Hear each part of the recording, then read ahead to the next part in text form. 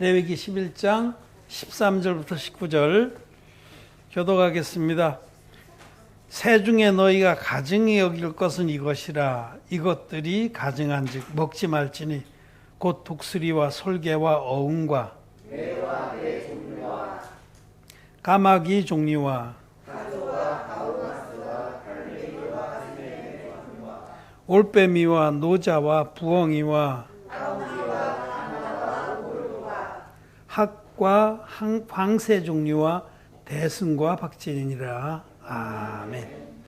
예, 오늘 의인의 삶, 성도의 삶 세 번째 말씀을 드리고자 합니다. 레위기의 이 식물 규정은 우리 성도들이 하나님 앞에서 어떠한 삶을 사는 것이 마땅한가에 관한 교훈입니다. 우리 첫 번째로는 땅의 짐승들 중에 먹을 것은 이것이다 하고 말씀하셨고, 둘째로는 모든 물에 사는 물고기 중에 수중생물 중에 비늘이 있고 지느러미가 있는 것은 정하다, 그것은 먹어도 좋다. 그렇지 않은 것은 가증하다, 이렇게 말씀하셨습니다. 오늘 세 번째로 새 중에서 새 종류, 조류, 새조자 조류 중에서 여기는 먹을 것을 말씀 안 하시고 먹지 못할 가증한 것들을 쭉 열거를 해주셨어요. 이게 배타적정이라고 그러는데 이런 건 빼고 나머지는 다 먹어도 되는 거죠. 근데 이 가증한 것들을 통해서 하나님 우리에게 성도들의 삶, 의인들의 삶은 어떠해야 되는가를 말씀하시는 겁니다. 우리 하나님께서는 우리를 진리의 복음으로 거듭나게 하셔서 신의 성품에 참여하게 하셨습니다. 하나님께서 가증히 여기시는 것, 또 하나님께서 정하다 하시는 것, 이 성경을 통해서 우리에게 실물 교육을 시켜주시는데, 이런 말씀들을 통해서 이런 것들은 하나님이 싫어하시는구나, 가증히 여기시는구나 하는 것들을 알고 우리가 그런 것들을 피하는 것이 거듭난 의인들에게는 합당한 겁니다. 여기 세 종류를 쭉 열거한 것들을 이렇게 좀 분류를 해보면, 제일 먼저 맹금류들이 여기에 속합니다. 맹금류. 맹금할 때 아주 무서운 새들, 이런 뜻입니다. 무서운 새들 있죠. 이게 주로 독수리와 매 종류들이에요. 무섭습니다. 아주 높은 곳을 날면서 그 시력이 아주 좋아요. 이 매종류, 맹금류는 그 높은 곳에서도 이 땅에 쥐새끼 한 마리 껴가는 거 다 봅니다. 그러고는 쏜살같이 꽂히거든요. 그때는 뭐 정말 상상을 초월할 속도로 탁 꽂혀서 탁 낚고쳐서 올라가요. 이 맹금류는 여러 종류의 독수리도 있고 매, 솔개, 어흥이라고 해서 이건 물수리를 말해요. 물수리. 그 미국 국가 기장에 있는 머리가 하얀 독수리, 그게 물수리입니다. 근데 그 물수리가 물에서 나무에 앉아 있다가 물을 열심히 바라보고 있다가 물고기들이 이제 안심하고 수면 위를 수면이 산소 용존도가 높거든요. 숨쉬기 좋단 말이에요. 그래서 수면을 싹 유유히 다니는 거예요. 그럴 때 그 어흥이라는 이 물수리가 쏜살같이 꽂혀서 양발을, 그 아주 날카로운 발톱 있는 걸로 탁 훔켜가지고 날아가서 그대로 찢어 먹습니다. 산채로. 뱃살이 제일 맛있거든요. 연하고. 내장도 먹고. 그래, 이제 맹금류들이 사냥하는 걸 보면 참 끔찍합니다. 잔인합니다. 그런 그 토끼나 뭐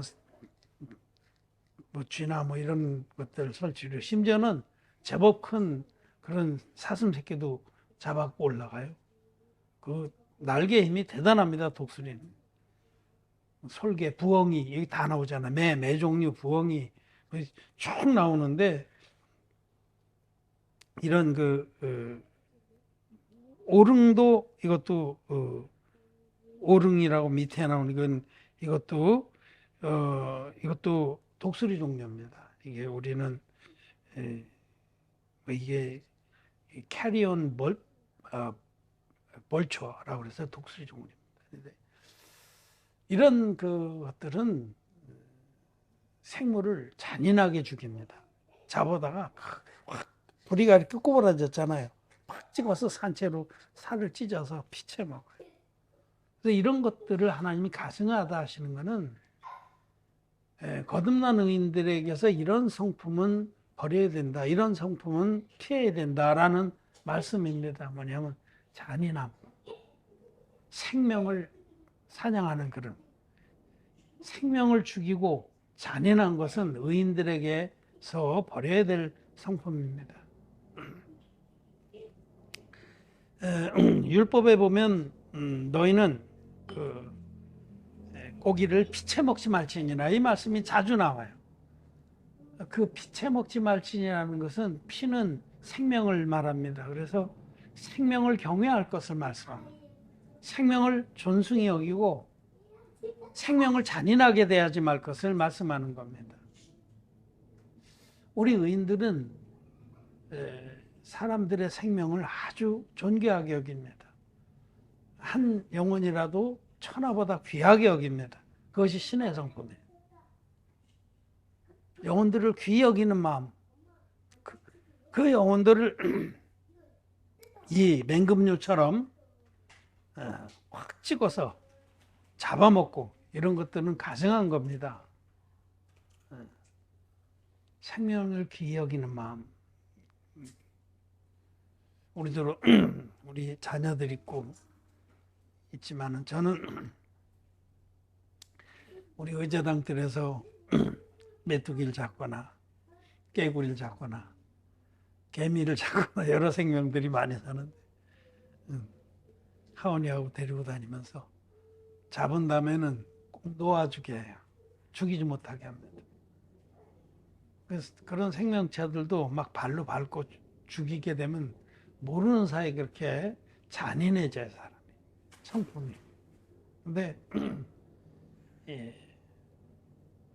정말 생명을 존귀히 여기고 경외하는 마음이 하나님의 성품입니다. 독수리 같은 이런 맹금류들을 가증하다 하시는 말씀은 의인들이 생명을 귀히 여기고 또 잔인한 그 마음을 하나님의 성품이 아니다라는 걸 분명히 알아야 됩니다. 율법에 보면 너희는 염소 새끼를 그 어미의 젖으로 삼지 말라 이런 말씀이 있어요. 그 어미의 젖으로 살면서 중동지방은 많이 먹습니다. 그런데 그렇게 하지 말라는 거예요. 젖으로 삶으면 고기가 보들보들하고 윤기가 나고 그러는데 그거 왜 그러겠어요? 그건 잔인한 거거든요.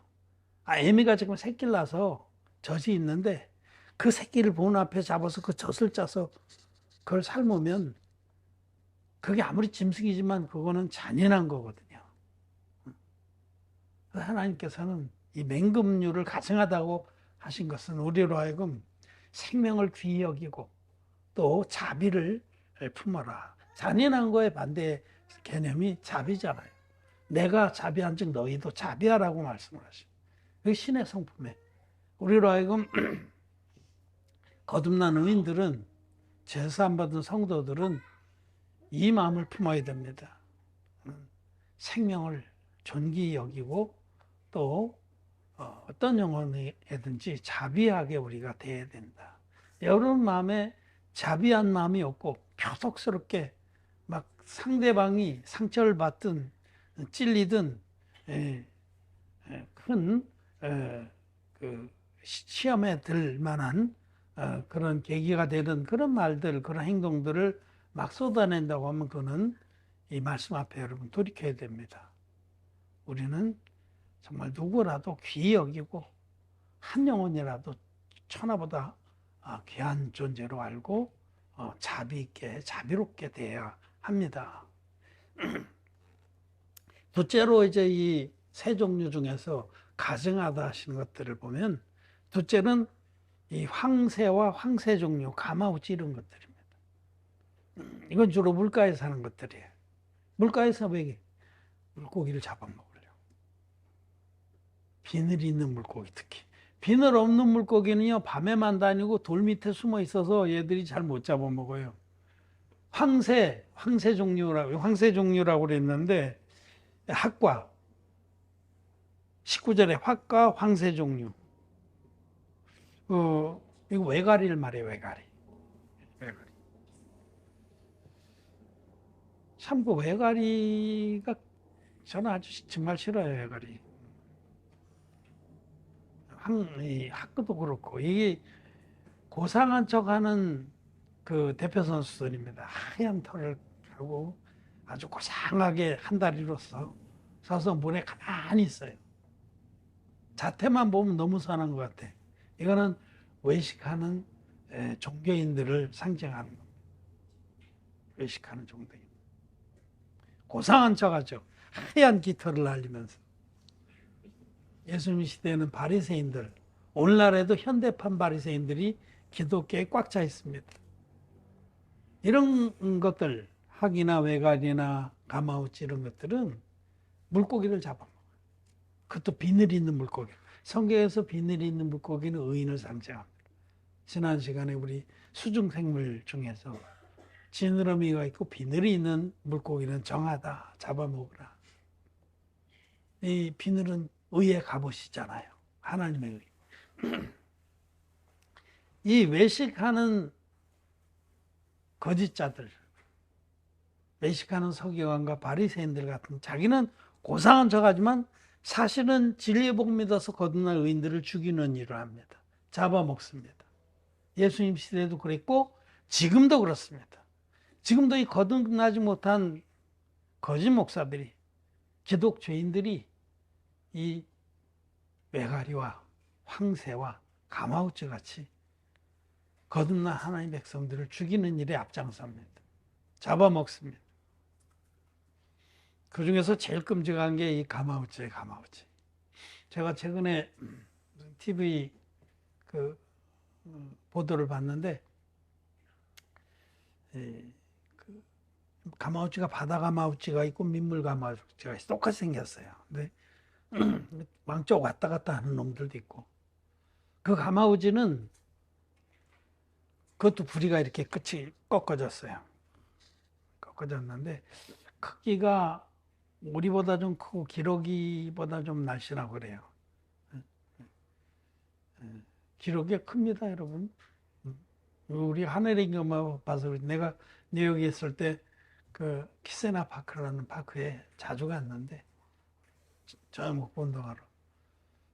거기 기러기들이, 원래 기러기 철새잖아요. 철새인데 살기 좋으니까 그냥 눌러 앉아서 겨울에도 안 가. 겨울에는 또 어디 내려가고 여름에 올라가고 이런 게 그냥, 그리고 워낙 뭐 주는 것도 많이 먹어서 얼마나 땡땡한지. 기록은 굉장히 큽니다. 우리나라 거위만의 거지. 근데 이제 가마우치는 그렇게 크진 않아요. 목이 길고. 가마우치는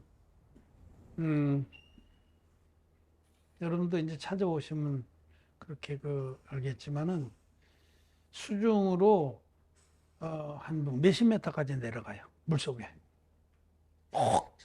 다이빙하면 그 오랫동안 물고기보다 훨씬 빠릅니다. 왜냐하면 큰 날개가 지느러미니까 물갈기도 있고 굉장히 빠릅니다. 물속에서 물고기들이 도망갈 수가 없어요. 쫓아가면 가마우치가 물속에 들어가서. 그거는 뭐 당할 수가 없어요.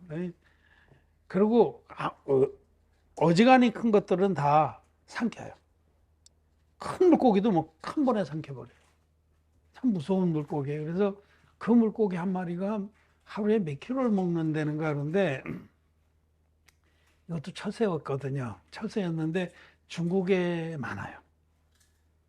중국 사람들은 가마우치 가지고 낚시질 합니다. 가마우치를 잡아다가 목에다 이렇게 우리 넥타이 매듯이 넥타이를 매서 줄을 길게 해가지고 물고기를 배전에다가 다 묶어놨죠. 그럼 작은 건 생길 수 있게 해요. 여기를 간격을 조금만 줘. 근데 큰 건 안 생길래도 못 생기게 목걸이를 해 놓는 거야. 그러면 이제 속에서 이놈이 잡아 올라오면은 그거 줄 당겨갖고 큰 거는 뺏고 작은 거는 먹고. 이렇게 중국 사람들 참, 대단해요. 그 중국 가마우지가 우리나라에 와서, 우리나라 이제 댐들이 많잖아요. 거기 지금 기하급수적으로 늘어나서 우리나라에 뭐 가마무치 수가 뭐 표본 조사를 했겠지만 3만여 마리가 살고 있다고 그래요. 근데 그게 처세인데 안 가요. 우리나라 환경이 좋으니까 물고기도 많고. 그래서 그놈들 때문에 우리 토종 물고기들이 지금 거의 멸종될 지경에 이르렀다. 이런 가마우치 끔찍합니다. 그들이 이제 그놈들이 그 댐 주변이나 댐 안에 있는 섬에 나무에 집을 져서 나무들이 다 죽어요. 그 배설물이 너무 독해서 나무도 죽고 아주 황폐화되는데, 이런 가증한 것들, 학과, 황새무리와 이런 종류, 메가리들, 물고기 잡아먹는 거, 지금도 거듭나지 못한 거짓자들이, 죄삼도 받지 못한 소경 목사들이 하나님의 백성들을 잡아먹습니다. 죽입니다. 가증한 겁니다.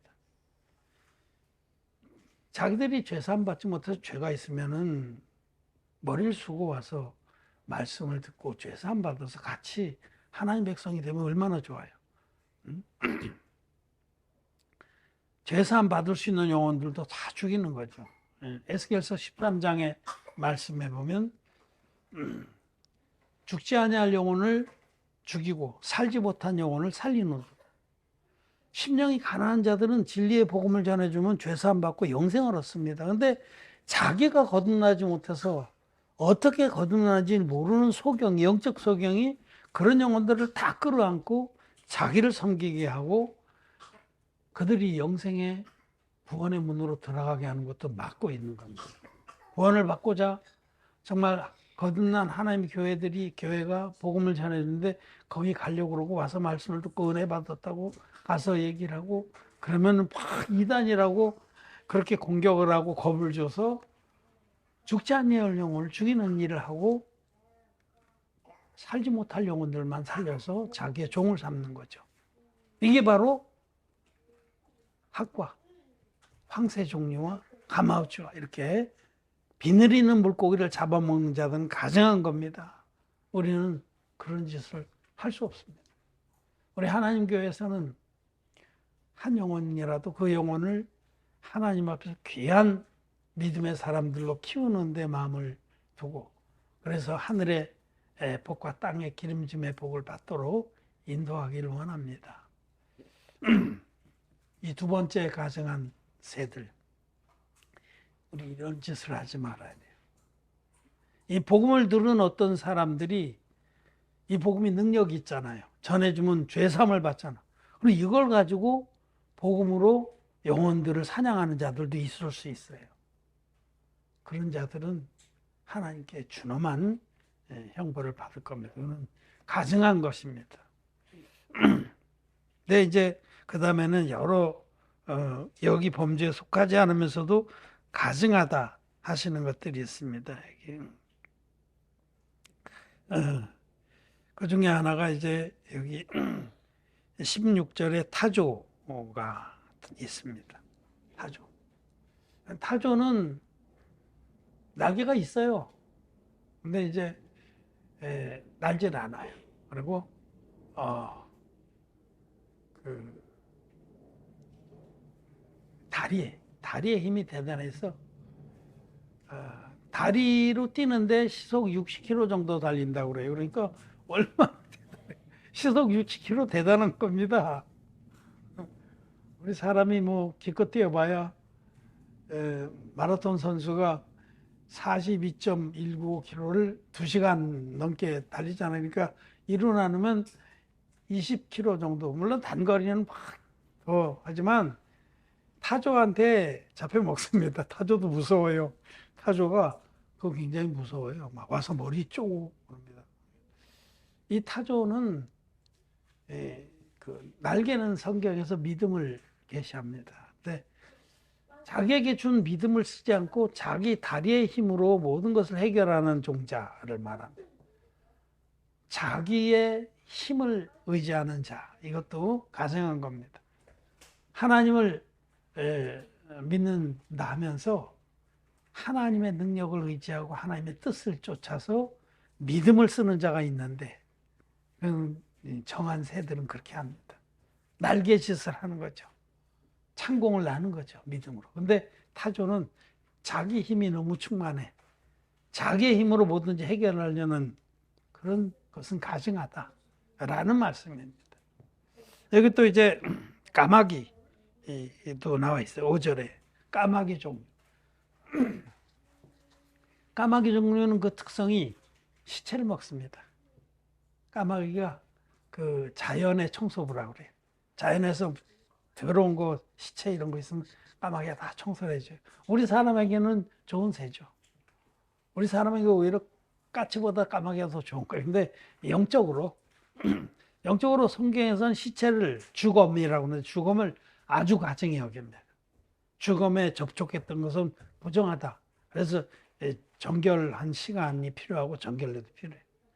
그 다음에 이제 그런 죽음에 대해서 이 11장에 쭉 나옵니다. 부정하다고. 이 죽음은,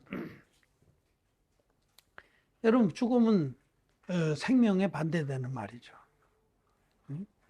그 죽음에 접하고, 죽음을 아무것도 아닌 것으로 여기고, 그런 것은 가정한 거예요.